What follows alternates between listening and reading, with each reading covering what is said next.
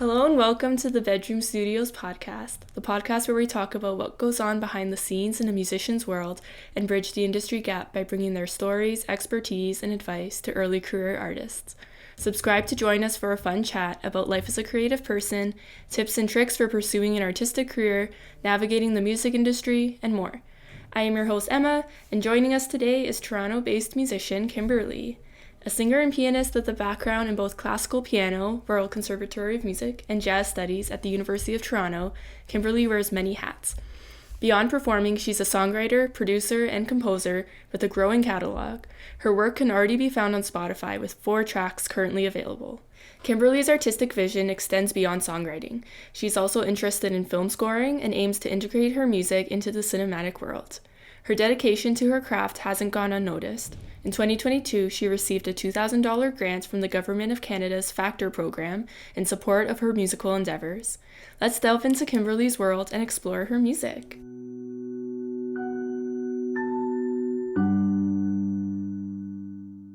I'm so glad you're here. Yay, thank you for having me. Sorry, I'm really nervous. I know, it's the recording. Yeah. It's what, just pretend it's not I there. think it's just also that I just bawled my eyes out in therapy and I'm just girl. This is a safe space. You're good. Yeah, no, we're good. Healing. Yeah. Yeah, I'm obviously gonna cut all that out, but yeah. Well, it's good to have you here. Thank you. It's good to be here. And it feels really good to hear that intro. I'm still getting used to hearing myself introduced that way. And, you mentioned therapy, and a part of my healing is actually learning to take a minute to just be proud. Yeah. Cause it's so important. It is, because I feel like everyone has it bad, but I feel like musicians especially, we're just super self-critical. Mm-hmm. It's really bad, and so there's always this feeling of you're not measuring up. But I'm just learning very slowly but surely to just take a minute to be oh my god, girl, you've actually come a long way. So yeah, I find in the music world and also just in life, it's almost taboo to say something good about yourself, and we don't want to, especially as musicians, where we're always looking up to our peers and to our teachers and other musicians and getting inspiration from them, from people who are better at their craft. We almost don't want to compliment ourselves because we don't want to come off as being arrogant or being too full of ourselves. But then when we go too far in that direction, it's we're putting ourselves down, and then it's just not serving anyone. Mm-hmm.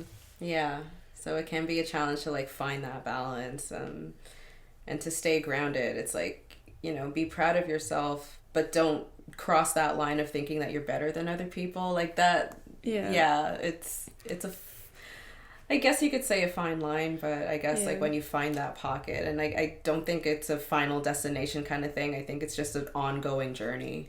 Yeah. And when you find it, it's you kind of stop looking outwards for validation, and you're just comfortable, and you can just just enjoy your music, enjoy other people's music, just live your life. Yeah. Well, I'm glad that we get to do this episode where we get to just really hype you up and celebrate all your accomplishments and everything that you've done. So it's gonna be fun. Thank you. You're very talented. Thank you. Yeah, I feel almost starstruck because I don't see you very often at school, but I see all the cool things you're doing. I'm wow, it's Kimberly in my house. Thank you. So we're gonna start by listening to your song. Would you like to introduce it for us? Yes, of course. This is a song called Hold On, and it's really about persevering through challenges and holding on to hope when things get dark. Awesome. So I hope you enjoy it.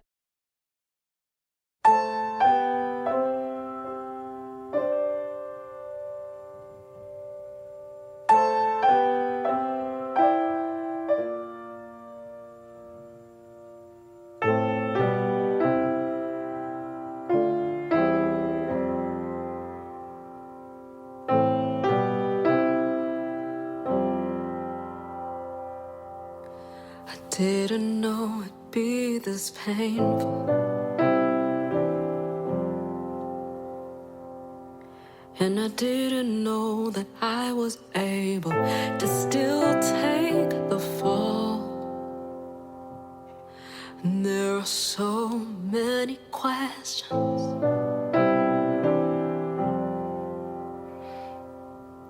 Is this a curse or a blessing to stand through it all?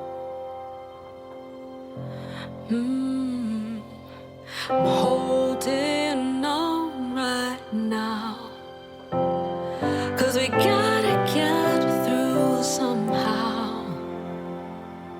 What once was lost will soon be found, but we got to hold on. Memories overtake me. It's not enough to say, just look the other way. I don't wanna play this game, 'cause I'm tired of pulling all the weight. I'm holding on right now, 'cause we gotta get through somehow. What once was lost will soon be found, but we got to hold on.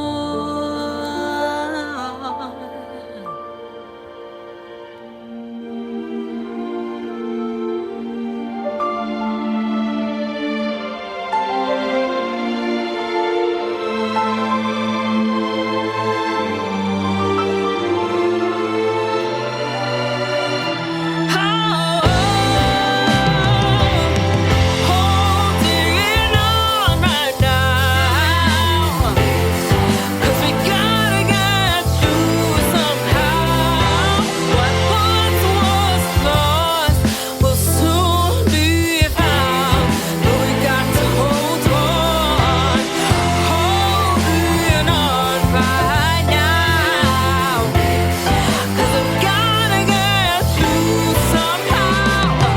What once was lost will soon be found, but we got to hold on. So I'm holding on right now, 'cause we gotta get through somehow. What once was lost will soon be found, but we gotta hold on. What once was lost will soon be found. Oh, Lord.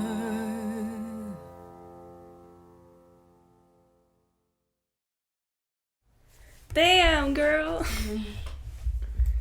Wow.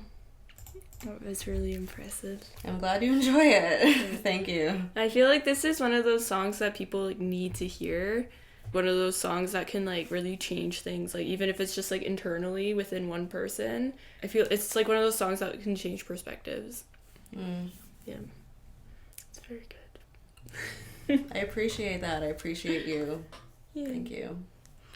Well, I'd love to talk more about all like these different aspects. There's a lot in there.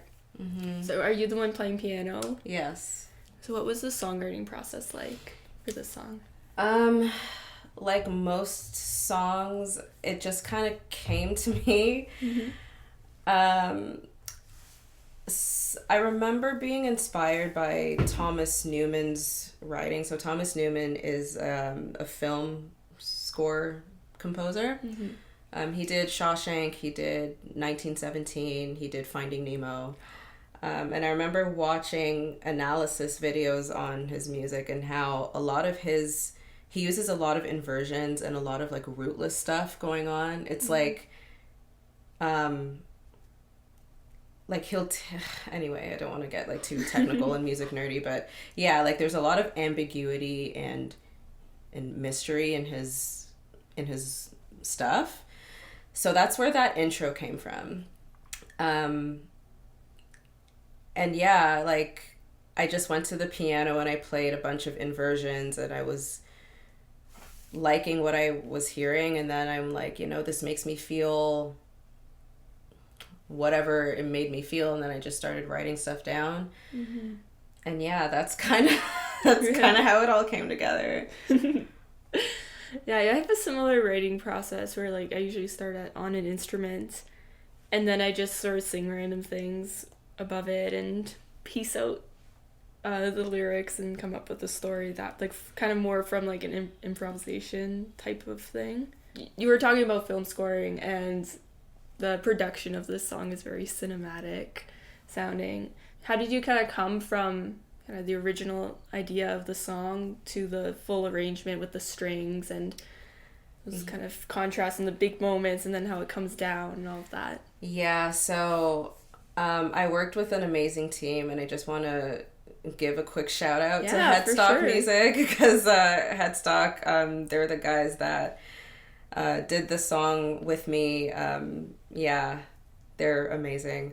So I knew that I wanted strings, but I went to the studio and I'm like, guys, I hear strings in my head, but I just don't know where to place them.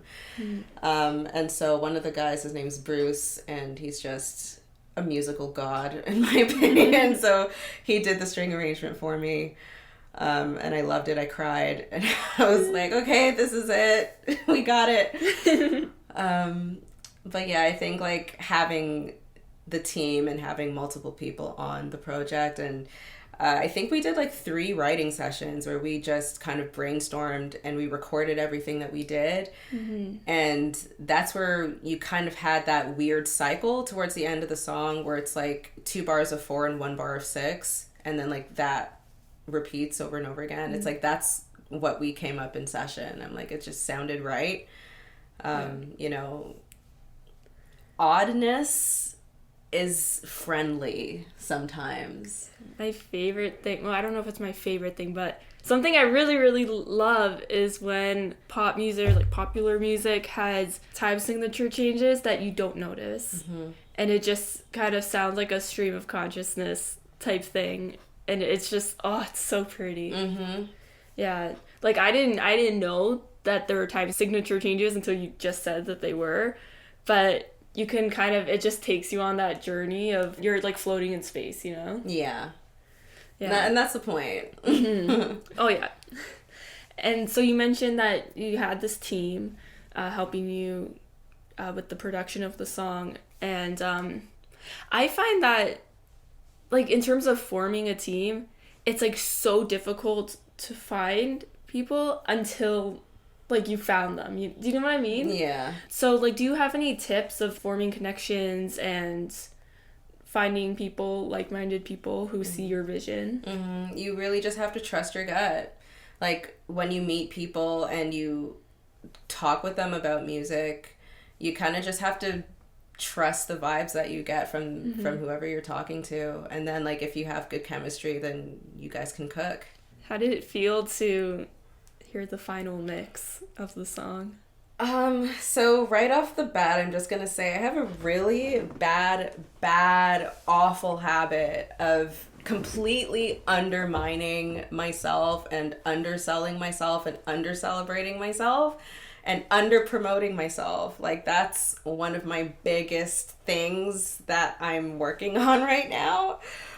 So yeah, there's that. So like, that said, honestly, as I mentioned, I did cry. Like when my producer sent me the final mix and I heard the string arrangement, like I legit cried. I'm like, oh my God, this is just so beautiful. It's my baby. Like, it started off as an idea in my head and it's real now. And that's how I feel about all my music. Me too. It's like, it's so surreal, you know? Because it takes so long to do. I know. And like, for me, if I could give a little bit of background, like, for a very long time in my life, I felt like I'm never going to achieve my dreams.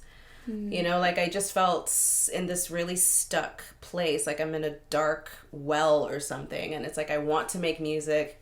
I have this dream about actually singing and making real songs, you know, and like for it to leave my head and to actually become a reality. And for a long time, it just felt like that would never happen.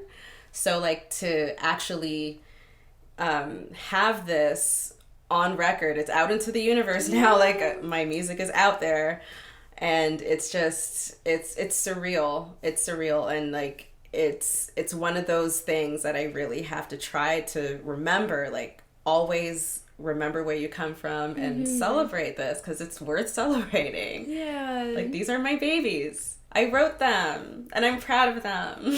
Yes. Yeah, I'm proud of you too. Thank you. I can definitely relate to that. It's like, I don't know, like, I have my insecurities kind of pop out when I'm, like, kind of on the cusp of, like, about to finish something, or, like, I'm, like, have these things planned, I'm like, oh, I'm gonna record this song, or I'm gonna like make it into something, and like right before I start that process, it's like, oh my gosh, like what if it's a bad song, or what if it's like I think all my songs are, there's always a period of time where I think all my songs are terrible. It's hard to push through that and be like, no, I want to record this, I want to bring it to its full form. And like also once it's been produced to some degree, and like during that time when I'm getting the demos and I have to give the notes on the production, or like, oh, like raise this vocal up a little bit, or there's too much high end here, whatever it is, I cry out of like stress, because it's like so close to being done, but it's not there yet. And sometimes I worry that like I don't have the words to express what my vision is. But I think, like, again, that comes to, like, just trial and error with finding a team. Because these last two songs I did, it was a lot less stressful, because I felt that me and my producer were more so, like, on the same page. And he understood my vision for it. And so I knew that, like, okay, this is the demo. Yes, there's a couple of notes I have, but I know where it's headed, and it's going to be really good. Whereas, like, sometimes it's like, I don't know if this is going to turn out the way I want. Right. Yeah.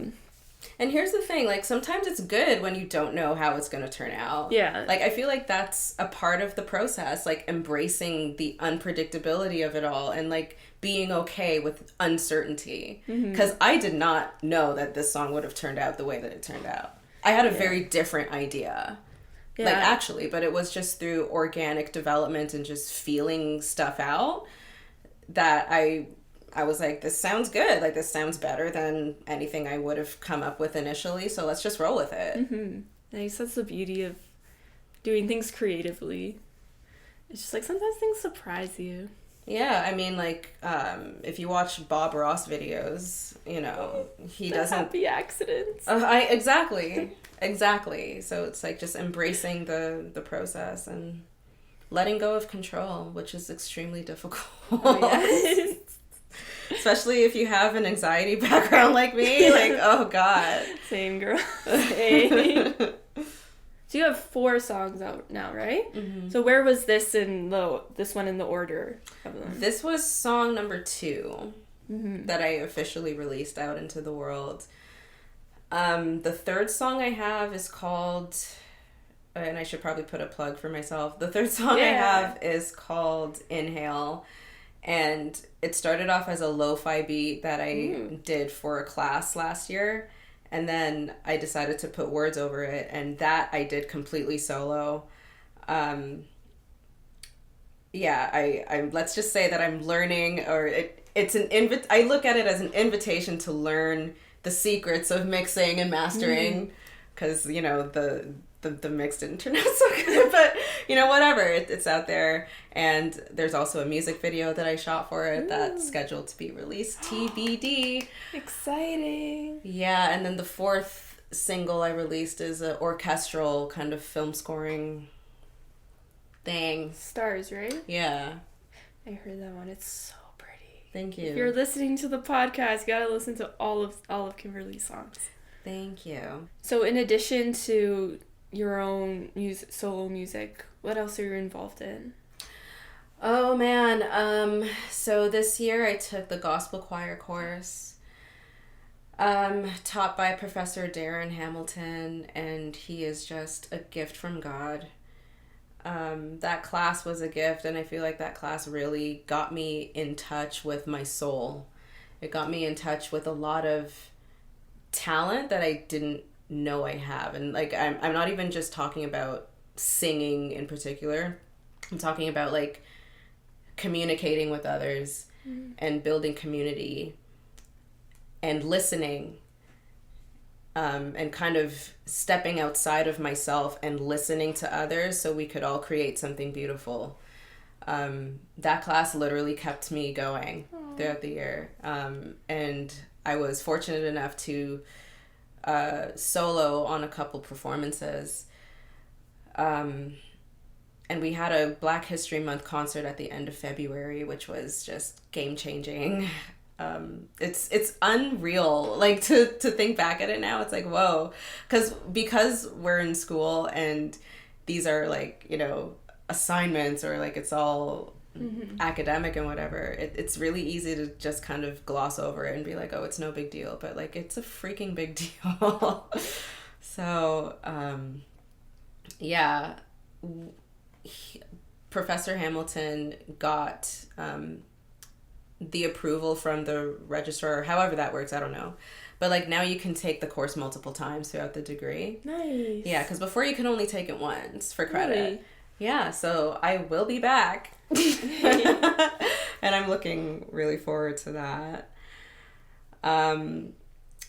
Other things that I'm involved in, I do want to gig this summer. You know, the class of 2026 has some really friendly people in it, extraordinarily talented and friendly people. I mean, I don't think I've ever met a group of kids that are so supportive of one another. It's like there's no competition. Like there's all that stereotypical stuff that you see on TV about music school, like it's just not there. It's like everyone claps for each other. We all big each other up. So I want to collaborate with some people that I met throughout the degree so far and just do a bunch of shows. That's awesome. Yeah, I mean, like, what else is there to do? I would love to talk more about your experience applying for grants, because you got the Factor grant. Congratulations, by the way. Thank you. Very exciting.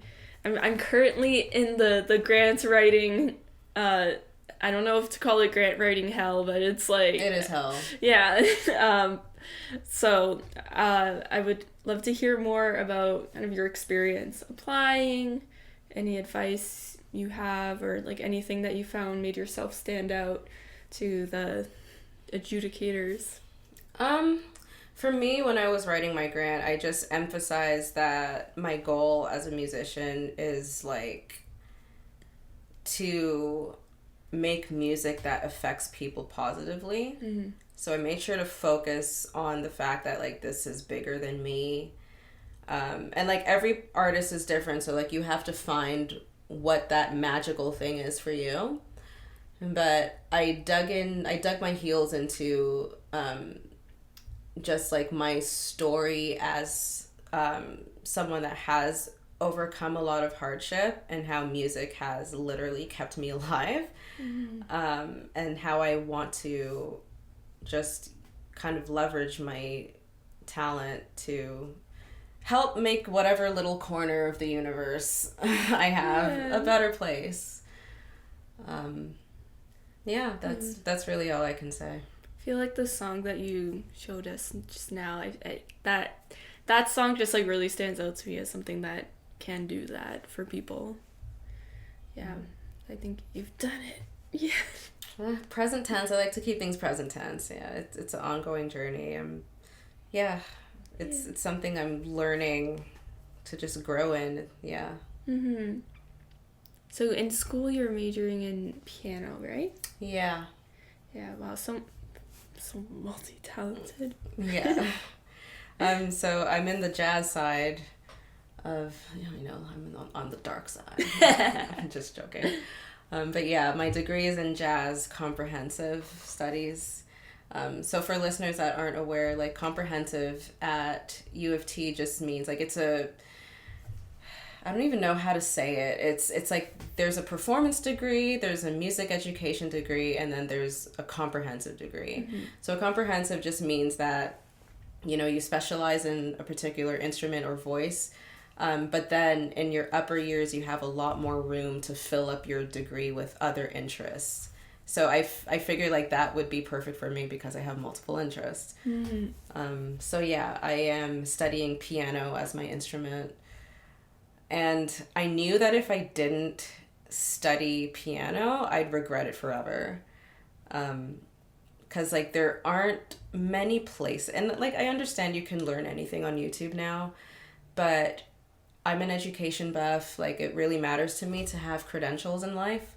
Mm. So, I said if I'm going to be spending an ungodly amount of money for a piece of paper, like, it might as well be for jazz piano, because like mm-hmm. classical music isn't going anywhere. Like 5,000 years from now, it's still probably going to be here. Like, and what I mean by that is like the accessibility to it. Mm-hmm. Like, it's a lot. There's, at least to my knowledge, there doesn't exist. And if there is, please like correct me, because I don't know what I don't know. But like, at least to my knowledge, there doesn't exist like a extracurricular education system in jazz that's as streamlined and accessible as the RCM. Yeah. You know what I mean? No, I agree with you. Yeah, it's very difficult to even like, so I teach private piano lessons to little kids, and it's very interesting because like the method books that we teach out of, they're, obviously very geared towards like more of a classical background, but then like if they want to learn something that's more jazzy, it's unless you know how to teach it or the genre of music, it can be really difficult. I was teaching there was this one song that had a swing rhythm. Was it a Peterson piece? No, it was called Birds in the Bebop. Oh, okay. RCM 1. Yeah. That's cute. Yeah. But it had a swing rhythm, and so I was trying to teach a student how to do that rhythm, and it was really difficult for her. And I'm just thinking, because like, since it's with the RCM like repertoire and the etude books, it's just it's a collection of pieces. So if you don't know how to swing rhythm as a teacher, then how are you going to know what to do? It's not like in the method book where you can read like a quarter note is 1 beat. Do this exercise. It's like, no, it's just kind of a piece in the book. So it's definitely not as many resources I know of mm-hmm. for that sort of stuff. Anyway, sorry, I went off on a tangent. Please continue. No. I agree with everything you're saying. It's just like it's an issue of accessibility, yeah. Right? Because like if there was, and I even contacted the Glenn Gould School of like I even emailed Glenn Gould, and I was like, is he still alive? No, not him. Oh, like, no. That'd be sick though. Yeah. But the school, because like they have like a full university called the Glenn Gould School of Music, yeah. And I emailed them and I'm like, do you guys have a degree option for jazz or for any genre of music that's not classical? And they were like, no. And I was like, why? Like, yeah. Anyway, so yeah, like to have access to jazz music education can be quite a challenge, mm-hmm. So I chose to study jazz piano not even because I want to be a jazz musician. Like, I don't categorize myself as a jazz musician. I don't. But I wanted to have that skill set mm-hmm. of like learning to improvise, learning how to color my chords with rich harmony, learning how like there's just so much richness. Yeah. And like harmony is a big thing for me. I just love harmony. Love it. So I wanted to learn that language, and I wanted to learn how to trust myself, because when, like, for me, the primary difference, or a primary difference between classical music and jazz music is in classical music, you don't really, and this is probably going to upset some people, but like, you don't really have to try. And this is what I mean. It's like, you follow the book, you do the exercises, you get your technique in order, and you just play the song the way that it's supposed to be played, right? So for me, I found that, and like, this is no disrespect or invalidating, you know, anyone that's in the classical stream, but like, for me, I just found that it kind of separated me from myself, and it put me in a very heady kind of space where everything is about being right and doing everything correctly rather than showing up authentically. So I feel like my education in jazz and my experience at U of T so far has been really emotionally healing. Like, that's so good. Because, like, it teaches me to, like, be present in the moment and to trust yourself. Like, when you're improvising, you gotta trust yourself, and you have to feel it. Like, if you're faking it, everyone's gonna know. Like, you can't be in your head. You have to be present. Yeah. So that's what I appreciate about it. I did my degree in classical flute, and I definitely, like, I agree with what you were saying, where, like, unless you're playing contemporary music, all of the, I guess, the classical music eras and genres have already happened, and so there's kind of, like, all these different performance practices that are more or less set in stone for each era, and in order to play classical music authentically, you have to adhere to those performance practices. And so a lot, that's probably one of the reasons why, like, classical musics are that. Probably one of the reasons why a lot of classical musicians, oh my gosh, a lot of classical musicians are hesitant to improvise because they don't have to, because it's not really in the performance. It was in the performance practices, but it's not anymore. But also because there's a lot of kind of already existing frameworks that we have to adhere to that don't require us to have those same skills. And I wish that, I'm sure this is not the case for every single classical musician, but for me, where, like, I really love pop music and I'm starting to get really interested in jazz, and just, like, I love seeing people perform jazz and I want to be in those circles. I wish that I had more opportunity to explore those skills, especially with learning harmony. I have a book over there that's like jazz harmony, and trying to, like, learn more about it on my own because I just didn't really get the opportunity to do that in my undergrad. But I'm glad that you found a path that where you can learn to do those things. Oh yeah, it's very rewarding, and I feel like I thank myself every day for it. That's like so just good. For making this decision, because it's really helping me to develop as a musician and also as a human being. You know, it's all about authenticity, and, like, that's kind of the journey that I'm on right now as a person and as a musician, is just, like, recreating myself and, you know, being authentic, and what does that look like, feel like, sound like. So yeah, I feel like making the decision to study this academically is really helping me out. And jazz harmony is so delicious. Yes. It really is. There's just so much you could do. Yeah. So much you could do. And, you know, I was having this conversation right after my exams, and I was telling my colleagues, like, I honestly think that it's harder to be a jazz musician than it is to be a classical musician. I agree.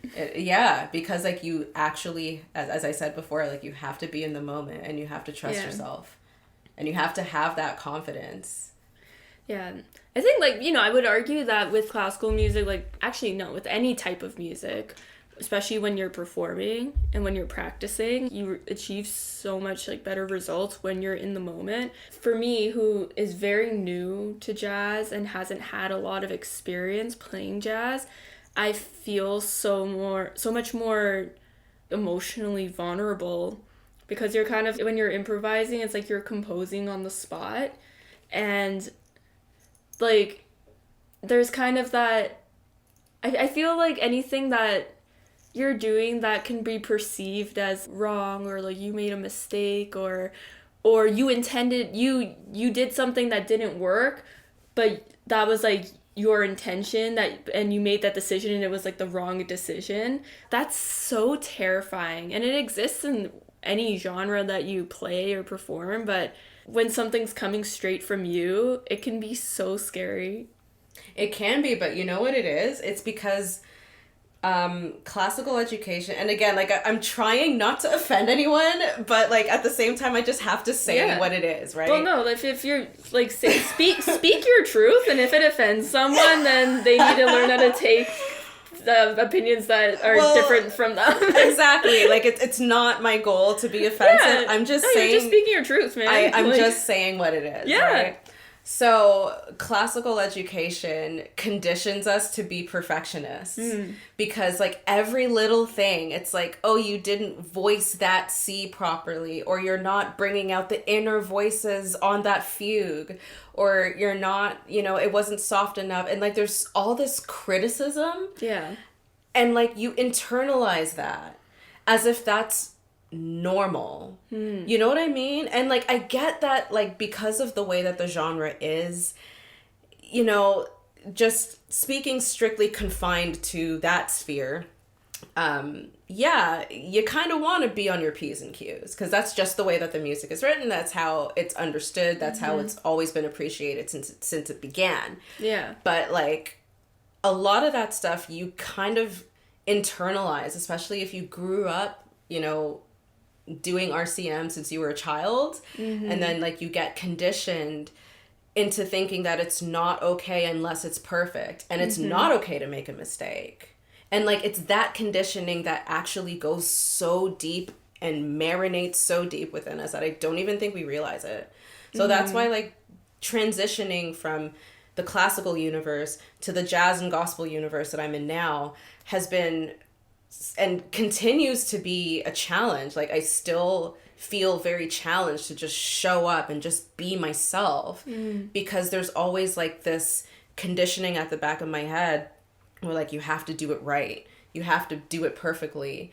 And it's like, in actual fact, when you're performing jazz, it's okay to make a mistake.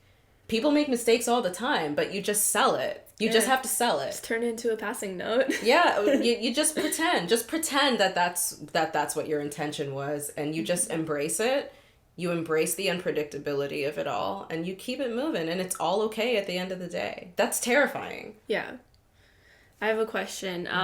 I'll give my sort of the background into what I'm thinking right now. I'm thinking about how right now I'm playing in a community wind band. It's so much fun. But I find that, we have our weekly rehearsals, and sometimes I'm just like, oh, I don't want to go, or I'm really tired. And, the rehearsal ends up being really fun, and it's great. But then when the concert comes, I'm like, oh, I don't want to play. I don't want to go on, like, this day. I don't want to play the concert. But then the concert specifically, it's so different from the rehearsals, just in terms of how it feels when you're playing it. And every time we have a concert, even for this band and for even like when we had like choir concerts or band concerts in my undergrad, it was such a different experience. And I always came out of those experiences being like, this is why I am in music. This is why I love playing music. It's for these experiences. And so I'm wondering if, assuming that when you're kind of in the jazz world and you're learning jazz, there's more opportunities to perform, whether it be in class or in gigs and other places. Do you think that contributes to sort of like, I guess, dismantling the perfectionism? I think so.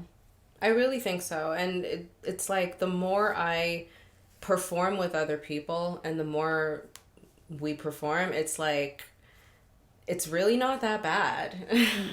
It's really not that bad. And I'm actually going to give you a secret. It's not really a secret, but like it's something that I'm discovering now, is like a very important key to being the best musician that I can possibly be at any given moment is to literally like yourself.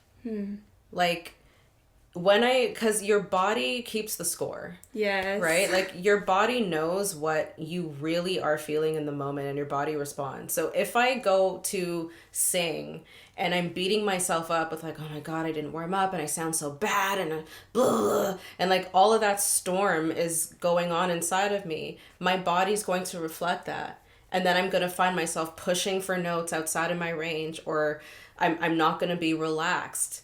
But if I actually just say, you know what, I'm okay, I'm enough, I sound good, I'm going to do well, I have something valuable to offer, and you just kind of relax, then that's when I find I perform my best. And for me, like, a good performance has very little to do with how it sounds to other people, but I gauge how good a performance is by how authentically did I show up in that moment. Like, how did I, like, was I present? Did I believe what I was singing or playing? And like, did I feel like I was living my truth in that moment? Like, that's how I gauge performances now.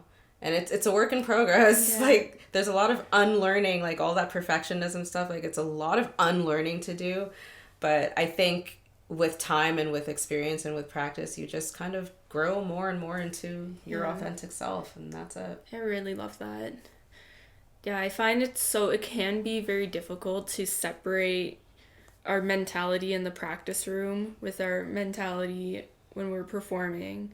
You know, there are times where we want to be really critical and, you know, like, of our playing or of any other things, but it's kind of, even then, like, what you were saying is still holds true. Like, if I'm practicing, I don't want to be like, oh, I suck, I'm so terrible at flutes, I can't do this. No, it's not going to help me.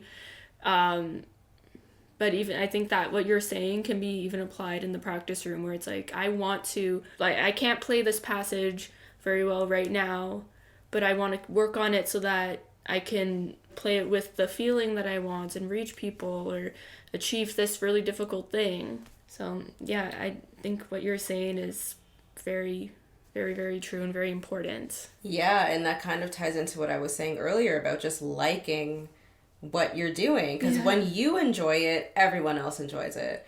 Have you heard of Hiromi? No. She's a pianist. She went to Berkeley. I think she's from Japan. But like, when she plays, that girl does not stop smiling. She does not. I mean, she's just having the time of her life, and it's just so fun to watch. Yeah. Like, she could be playing, and there's this one video where she played Canon in D on the piano, but like every cycle it just kept getting jazzier and more wild. I love that. And like, this girl is just like, she looks like a 5-year-old that just discovered candy. Like, aww, literally. And I'm like, because she's enjoying it, we all enjoy it, and we all just party together. So like, when you like what you're doing, everyone else does, because it's like that energy is infectious.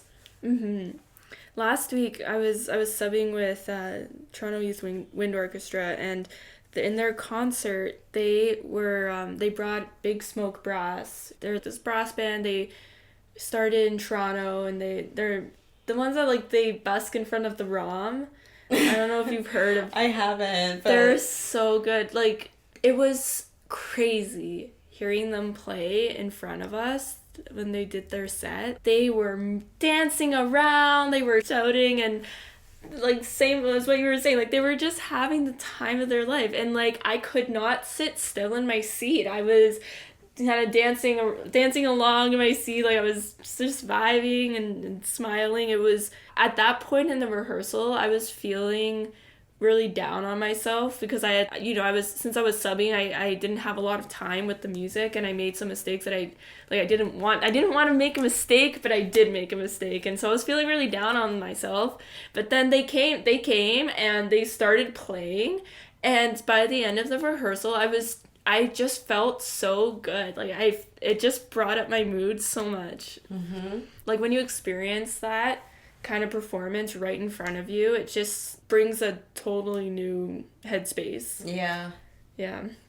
And that's what music is supposed to be, I think. It's supposed to be joy. Mm-hmm. And, like, even if it's, like, a sad song or whatever, it's, like, there's joy that I think transcends, like, other feelings. And, like, I don't know if I'm making sense. But it's like, there's a like, even if you're singing or performing, like, a really tragic song, there's a joy in just being present with whatever it is going on. And you know that you're being true, and because you're being true and you believe it, everyone else can now see your truth and also believes it. Like, there's a very special magical thing about that. Yeah. And I think that's what music is supposed to be, man. I feel like when you take it too seriously, it's just like, I don't know, it can become a drag. Yeah. It's kind of like that idea of attunement where the baby will sort of like sync up physically with their mom, and I can't remember exactly. I don't think I'll be able to explain it very well, but it's called attunement, and I feel like music kind of does that for us in a way where it's like sort of, it can mirror how we feel. And even if it doesn't mirror how we feel, like if we're feeling really down and we listen to something that's really upbeat, our body can kind of like sink into the emotions of the music and bring us out of that space. Mm-hmm. Yeah. I was going to mention earlier, because I was reading this book recently. It was called Feel the Fear and Do It Anyways. And at one part in it, she was talking about this study where they had two groups of people, and they can't remember what they were doing, but they had to do some sort of physical task. And one group was told to repeat to themselves, I am worthless, I am not strong, I can't do this, and just like all these like negative affirmations. And then one group was told to repeat like, I am worthy, I'm worth it, I'm strong, I bring something to the table, and all the positive affirmations. And the group that had the negative affirmations were like, such a greater percentage of them couldn't lift the thing or like do what the physical task was, and the majority of the people who were saying the positive affirmations, they could do it. And it's so crazy how like the things that we say to ourselves affect our subconscious on like a physical level. It's so real. Yeah. It's so real. Oh my God. And like, I actually can attest to that because I was like a total gym rat for like a year straight. And I had to catch myself when I was like feeling like, oh my God, I can't do this. No, I can't run so far, and I can't. And then I was like, wait, yes, you can. What are you talking about? And then like I would surprise myself with how much I could lift or how much I could, achieve physically. I actually I love that title, Feel the Fear and Do It Anyway. Yeah.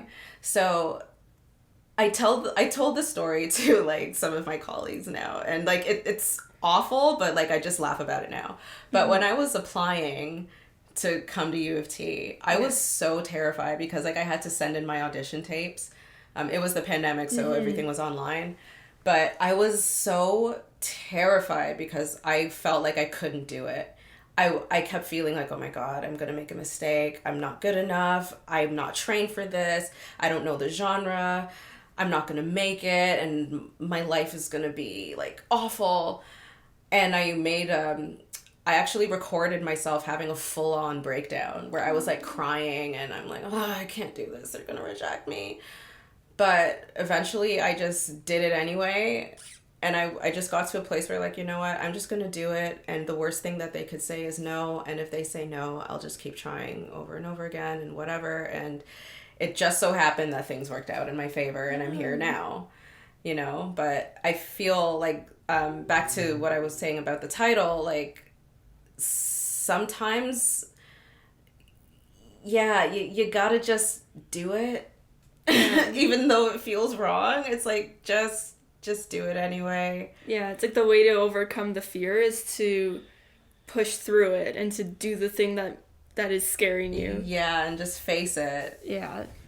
Yeah, well, it's a wild story, but like... No, we had to do... The pandemic started at the end of my first year, and so for 2 years after that, for the placement auditions, for the ensembles, we had to submit recordings, and I also recorded myself having many breakdowns. It was stressful, and I don't think that's how music is meant to be played in isolation like that, definitely. And I didn't end up getting into the ensemble that I wanted to, but like you said, it's like they said no, or they didn't say no. You get placed into something. They don't just leave you hanging, but I got a no of like from where I wanted to be, but it ended up being fine. And what I thought was the worst thing that could happen was not the worst thing that could have happened. Exactly, and you're okay. Yeah. Sorry, I'm laughing because I always remember when I was in high school, I would have dreams that I would play a wrong note in band, and then everyone's instrument would fall apart and something would explode. I mean, like, it really does feel that way. Yeah. Like, when you feel like, oh my God, if I make a mistake, like, literally the universe is gonna break. Like, you know?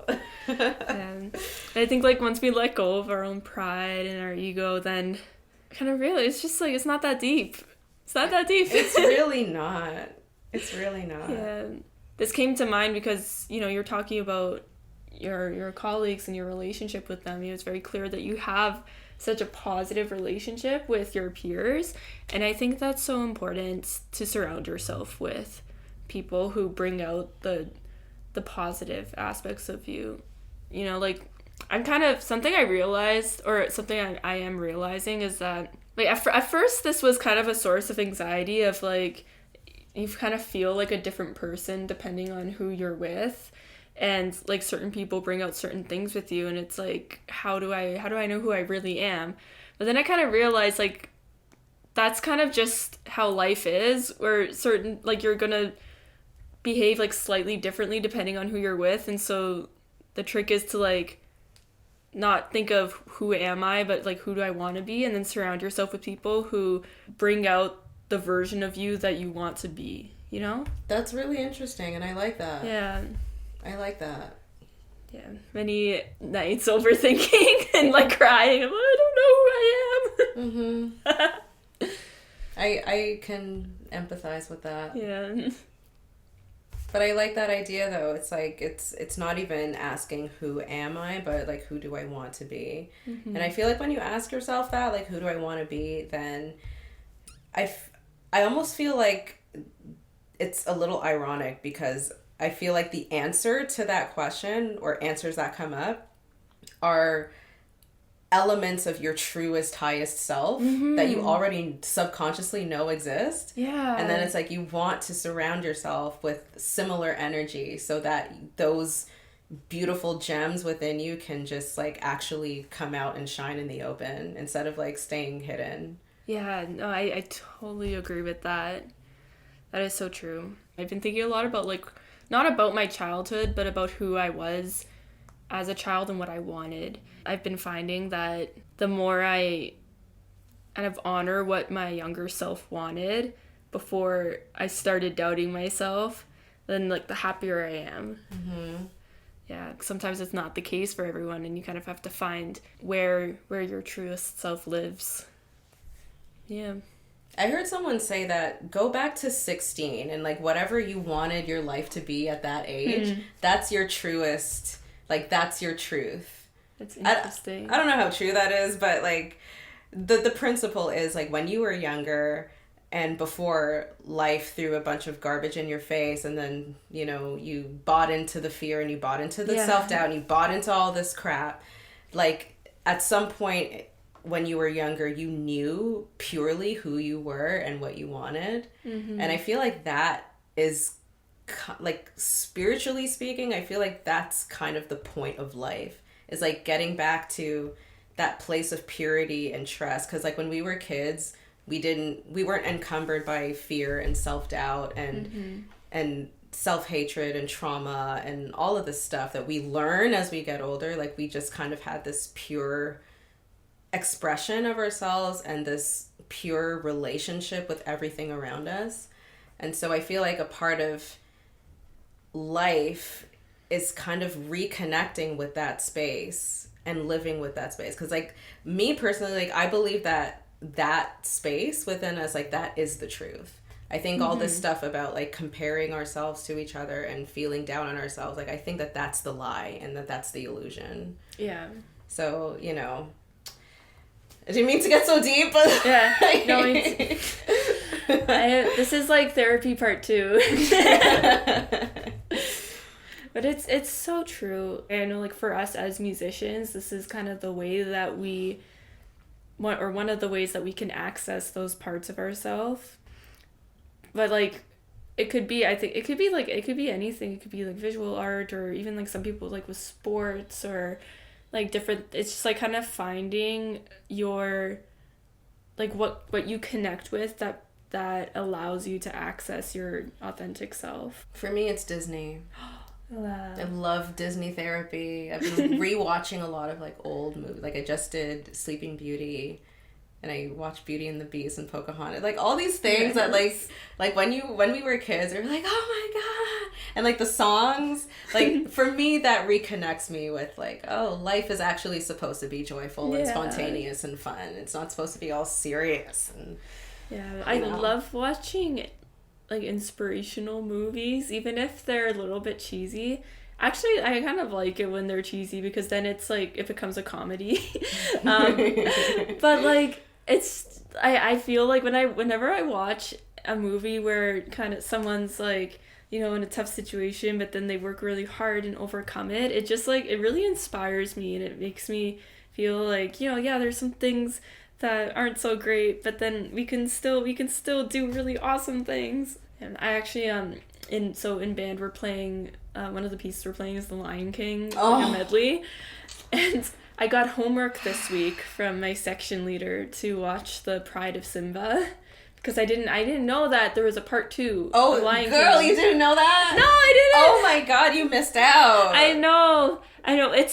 So growing up, we had Disney movies, and we watched a lot of TV, but we didn't have like, it wasn't like we got like the whole set. Like we were we watched the amount of times that we watched Aladdin. We watched The Incredibles so much that I have it memorized. Like I have School of Rock memorized. Like, so it wasn't, we did more depth than breadth in terms of movies.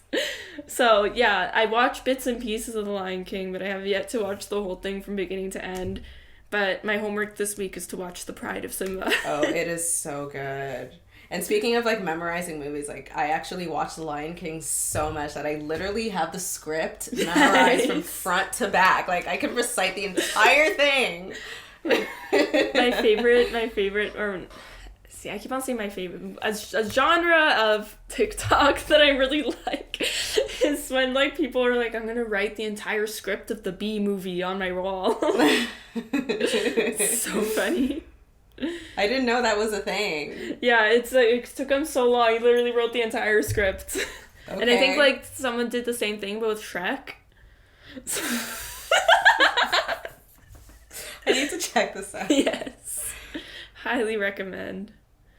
So we're reaching the end of the interview. So I have three last questions. So first one is, do you have anything coming up that or even something in the past that you'd like to plug to our audience? I just want to reiterate again, I do have a music video coming out for my single called Inhale. Announcement date is TBD, but definitely during the summer I'm going to be putting that out, so stay tuned for that. I'm just writing. I'm learning how to be a better songwriter and composer, so I'm just going to keep putting out music. Very exciting. Yeah. And so what music are you listening to right now? Oh my god, so Willow Smith, and she just goes by Willow now. That girl is on fire. Like literally. She's just coming into her own, and she just released her album called Empathogen. And it's like a jazz funk. Ooh. She's so good, and like she's beautiful.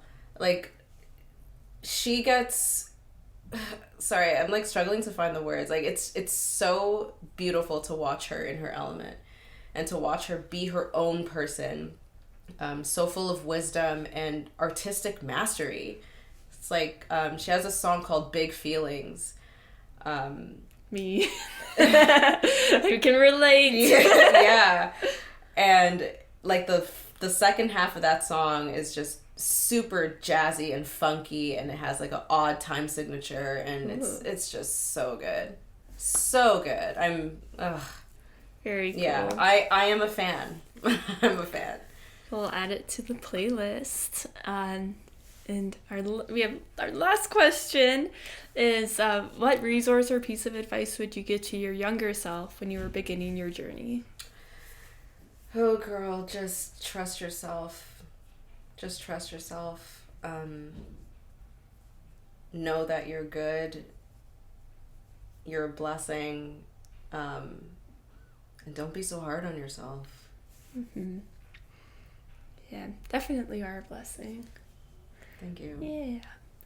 Thank you so much for being on the podcast. Thanks for having me. It's been great. This was such a healing conversation for me. It was so nice. That's good. It was healing for me too. Yeah.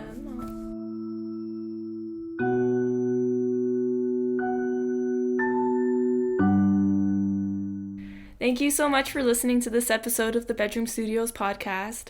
Don't forget to add this podcast to your playlist and to like and follow us on Instagram, YouTube, and Spotify at Bedroom Studios Podcast. Also follow our playlist of guest music recommendations, as well as Kimberly's music, which will be linked in the description of this episode. And we have recently started a new series called Song Spotlight. It includes music from past podcast guests and from Toronto artists and bands. And I hope to see you in the next episode.